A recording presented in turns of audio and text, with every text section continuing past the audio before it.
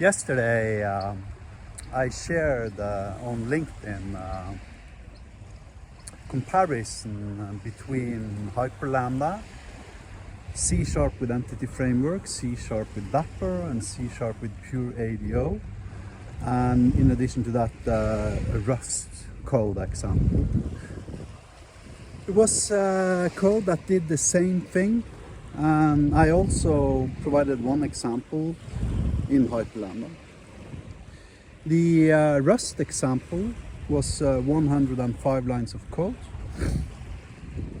The C# Dapper example, which was the best, was 50 lines of code. The Entity Framework guy was 120 lines of code, I think. And the pure ADO was 105 lines of code. The Hyperlambda example was 5 lines of code. That means Hyperlambda is 10 times as expressive as a C# with Dapper, 21 times as expressive as a C# with pure ADO, and 22 times as expressive as a C# with the Entity Framework, best practices, IoC, dependency injection, etc., etc.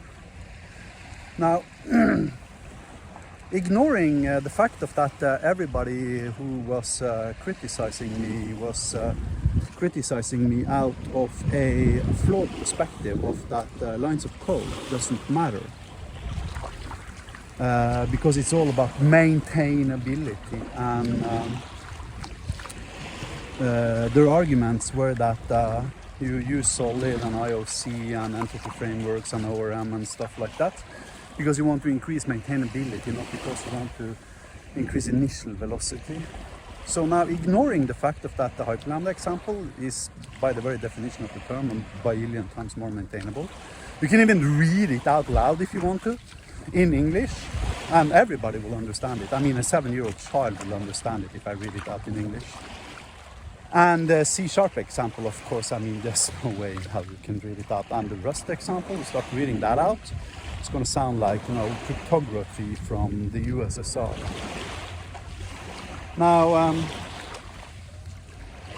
ignoring the fact of that everybody was attacking me for using lock lines of code as my metric for maintainability, and that everybody was wrong who claimed that I was wrong, you can actually become legally liable for your C# code. In fact, your employer can sue you for using C# and Rust for these types of applications. Because if you have a standard software development contract with your employee, or a standard employee contract with your employer, then can pretty much guarantee you that it says something about that you are supposed to choose the best tool at hand for the task currently at hand. Now, I have proven beyond any doubts whatsoever that the best tool at hand for anything related to database access and HTTP endpoints is Hyperlambda by a factor of 1 to 10 at the very least, and that was Dapper. 1 to 22 if you're using Entity Framework and C#. That means that if your employer believes me and spends time trying to prove how Hyperlambda code is more efficient at solving the tasks you are currently doing today, then your employer can sue you. He can sue for damages because of you choosing inferior frameworks and IDs to solve his problems. And we can actually quantify the damage, right? We know that the damage is 1 to 22.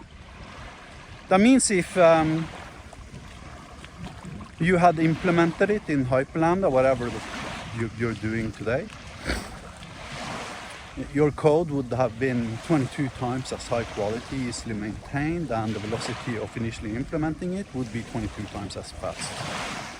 So you've actually applied damage at the level of 2,200% now to your employer.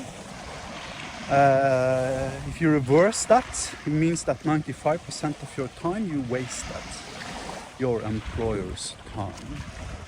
Right, so only damages alone implies that if your employer wins such a lawsuit and you actually have to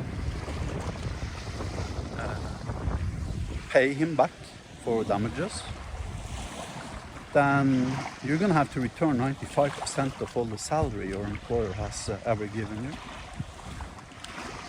And in addition, he can sue you for additional damages, such as being, out competed by his competitors on some specific vertical, being incapable of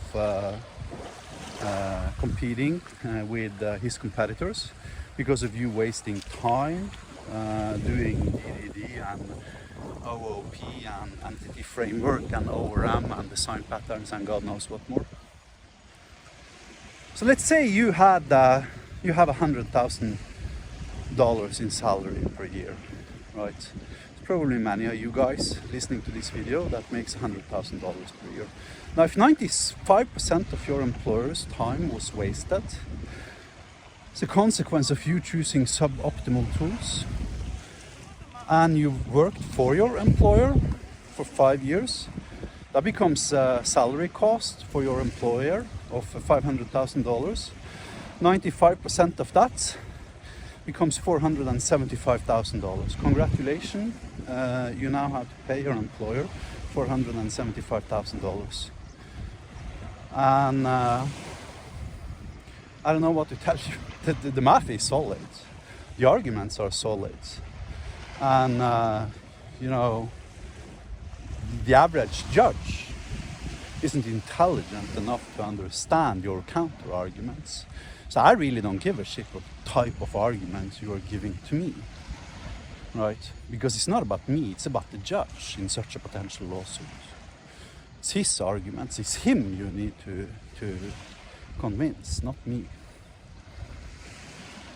And it all originates, and this could be also declared to be criminal intent, defining your actions as corruption actually, because most software developers don't choose the best tool at hand, even though their employment contract legally binds them to doing that. Most developers choose whatever tool they want to have on their CV as having used, because they want to, instead of securing their employer's future, they want to secure their own personal future, such that when they are applying for another job, they want their resume to say crap like MongoDB or message brokers or Solace or Entity Framework or whatever. So that becomes criminal intent, right? And yet again, don't even try to argue with me. I mean, I really don't give a shit. Argue with the judge, right? I mean, how do you explain the judge that domain-driven design improves, maintainability of your code? I mean, I can disprove every single one of your potential arguments in seconds, right? And so can any seasoned senior software developer such as me. Now, on the honorary exceptions, I want to emphasize there was one guy who came almost as close as my Hyperlambda example on lines of code, and that was Vedran B. You can find him on LinkedIn. I think he's from Croatia or something. I'm going to tag him in this video when I upload it to YouTube or LinkedIn. And he managed to produce something using his own tool, which is basically He's created a web server front-end for PostgreSQL, allowing PostgreSQL to function as a web service. So you can expose HTTP endpoints directly from SQL files, which also is possible to read out loud, may I add. I mean, select all from whatever table, return crap, right? So I mean, you give that sentence I just said now to a 7-year-old child, the child's going to understand what thing does, right? You do the equivalent with C# code, the child's going to have an epileptic seizure.